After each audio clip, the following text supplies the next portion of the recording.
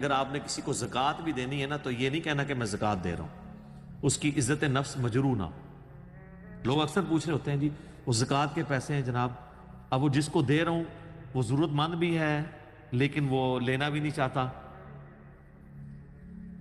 اب کیا کیا جائے؟ زکوٰۃ کا کہیں گے تو اگرچہ ضرورت مند ہے زکوٰۃ کا سن کے نہیں لے گا، تو بھئی آپ نہ بتائیں، آپ عیدی کر کے دے دیں، گفٹ کر کے دے دیں، آگے چل کے آئے گا اسی کانٹیکسٹ میں۔ بخاری مسلم میں حدیث ہے، نبی علیہ السلام فرمایا مسکین وہ نہیں ہے کہ جو 2 یا 4 کھجوریں یا ایک وقت کی روٹی کسی سے مانگتا پھرے، مسکین تو وہ ہے کہ جو اپنی غربت سے اپنی شکل سے پہچانا جائے لیکن کسی کے آگے ہاتھ نہ پھیلائے، ان کو تلاش کر کے اللہ کی راہ میں خرچ کرو۔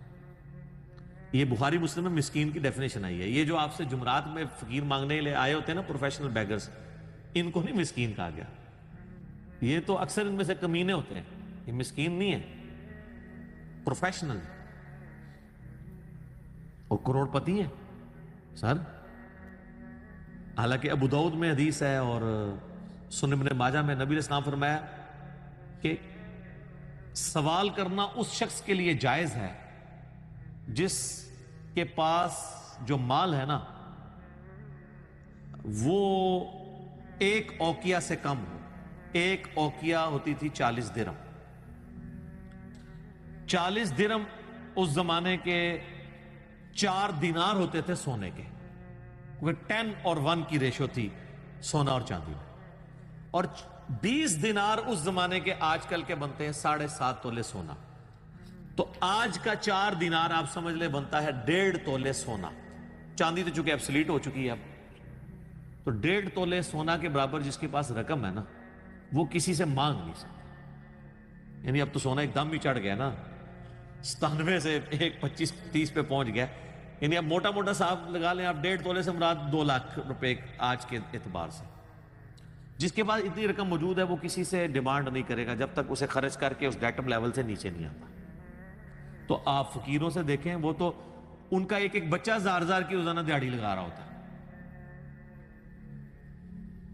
اور انہوں نے بہت مال جوڑا ہوا ہوتا ہے اور پھر مانگ رہے ہوتے ہیں۔ خیر ان کا تو دین مان بھی آلموسٹ ڈاؤٹ فل ہوتا ہے، انہوں نے نہ نبی نماز پڑھی، اور میں کبھی ان پہ ترس بھی کھا رہا ہوتا ہوں کہ یار ان کی دنیا تو برباد ہے، آخرت بھی برباد ہوئی بھی ہے، کیونکہ رہ تو بیچارے جھونپڑیوں میں ہیں۔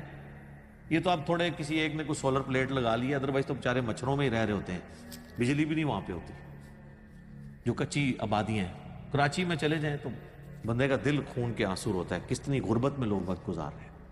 اس لیے وہاں کئی لوگوں نے وہ لگائے ہوئے ہیں، کنڈے لگائے ہوئے ہیں بجلی کے لیے، اور بجلی وہاں پہ پوری نہیں ہو رہی ہوتی۔